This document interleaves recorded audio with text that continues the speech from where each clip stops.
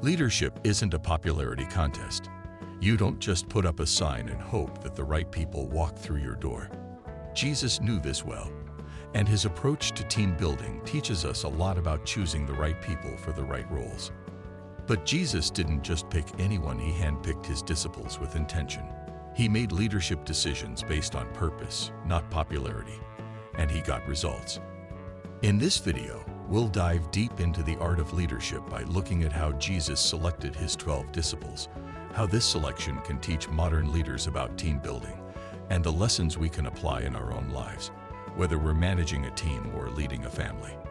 Ready to be inspired? Let's get started. The great team building strategy. Jesus' intentional selection.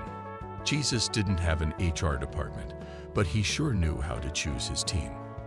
The process wasn't random. He didn't just pick people based on who had the most followers or who could bring in the most crowds. No, Jesus made a conscious choice, and this wasn't a decision he took lightly. In fact, he spent an entire night praying before selecting his 12 disciples. Talk about dedication. When it came time for his big decision, Jesus didn't ask for a vote. No casting your ballots. Here Jesus was the ultimate boss, and his decision was final. It wasn't a democracy, it was a calling. The power of purpose. Why Jesus chose his disciples. So, why did Jesus choose the 12 he did? The answer lies in purpose. He knew that each of his disciples had a unique role to play. They were to follow him, learn from him, and carry out his work after he was gone. Jesus didn't choose his disciples to give them fame or fortune. He chose them because he knew they had a higher purpose. This was not about being popular. This was about changing the world. The 12 weren't just students. They were future apostles, tasked with spreading his teachings to the corners of the earth. Can you imagine? A ragtag group of fishermen, a tax collector, a zealot, and others brought together with the mission of spreading a message that would shape the future. Connection, not just proximity. Building relationships. One of the key takeaways from Jesus' leadership style is his focus on connection. It's not enough to just be in the room with someone. You need to be with them in every sense of the word. Jesus didn't just teach his disciples from a distance. They were with him all the time, sharing in his triumphs and struggles, learning firsthand from the master. Think of it as the ultimate leadership mentorship program. Jesus wasn't sending out pre-recorded messages or attending leadership seminars, though we like to think he would have aced the How to Lead Like a Pro course. Instead, he was living his mission every day in front of his disciples. He showed them what leadership looked like, not just what it sounded like. And that's a big difference. Permission and empowerment, giving authority to the 12. At some point, Jesus had to let go of the reins and give his disciples the permission and authority to go out on their own. This wasn't about micromanagement, it was about trust. Jesus gave them the authority to preach, heal, and cast out demons. He didn't just want them to be passive learners. He empowered them to act. As leaders, how often do we step back and let our team take charge? Jesus showed us that great leadership means trusting others, giving them the tools they need, and stepping aside when necessary. Trust is the foundation of any strong team. Chemistry matters. The right people make the right team. Let's talk about the chemistry between team members. Jesus chose disciples who weren't just skilled, but whose personalities and qualities complemented one another. Take Peter, James, and John, Jesus' inner circle. These guys were given special roles in critical moments, like when Jesus raised Jairus' daughter from the dead, was transfigured on the mountain, and prayed in Gethsemane. But let's be real, these three weren't exactly quiet types. Jesus didn't pick them because they were perfect. He chose them because they had the drive and passion to be leaders. They had chemistry, and that's something every successful team needs. The power of suffering and service. Jesus made it abundantly clear that leadership is not about enjoying fame, power, or ease. Rather, it's about embracing the challenges that come with serving others, even when the road is tough. He didn't promise his disciples a life of luxury or comfort. Instead, he told them they would face rejection, persecution, and hardship. This is a crucial lesson for any leader to understand. Leadership involves sacrifice, and often this means putting the needs of others above your own. Through his own life and actions, Jesus illustrated that true leadership is about service.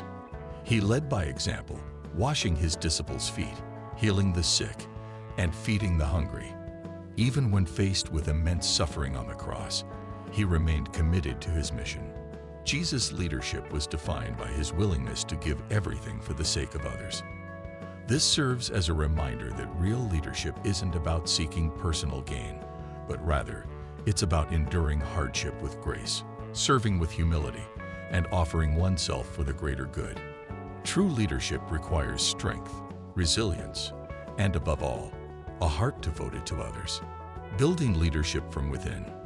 When we look at the disciples, it becomes clear that Jesus' leadership was not just about influence or power, but rather about establishing a deep and lasting foundation built on values like authenticity, integrity, and humility.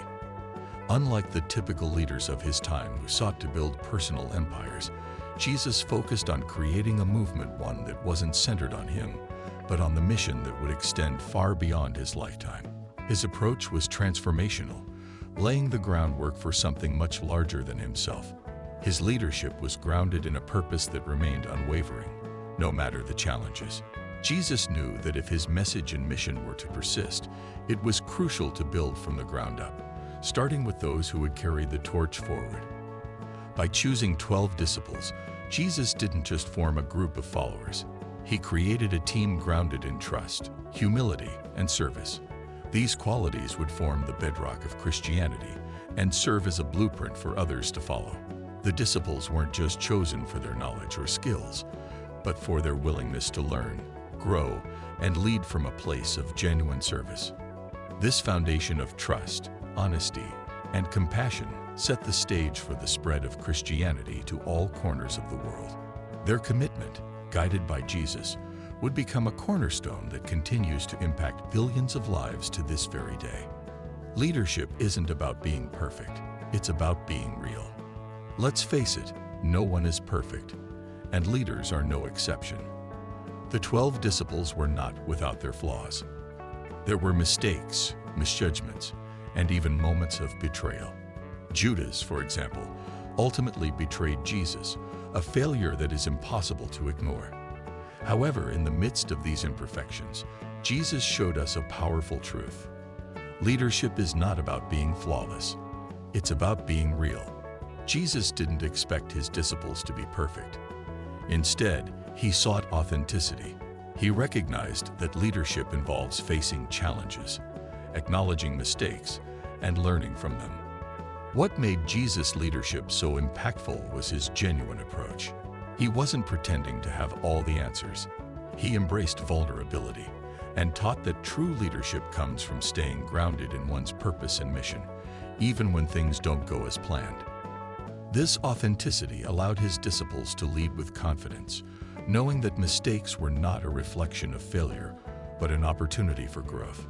In the real world, leadership is about showing up, being committed, and doing the work, even when it gets tough. It's about embracing imperfections, learning from them, and continuously striving to be better. This lesson is one we can all apply in our own leadership journeys, whether in our personal lives or professional endeavors. And there you have it, Jesus' ultimate video to team building. If you learned something new, hit that like button like it's your new best friend. And don't forget to subscribe. Trust me, you don't want to miss out on more epic leadership lessons, or I might just send you a disciple to remind you.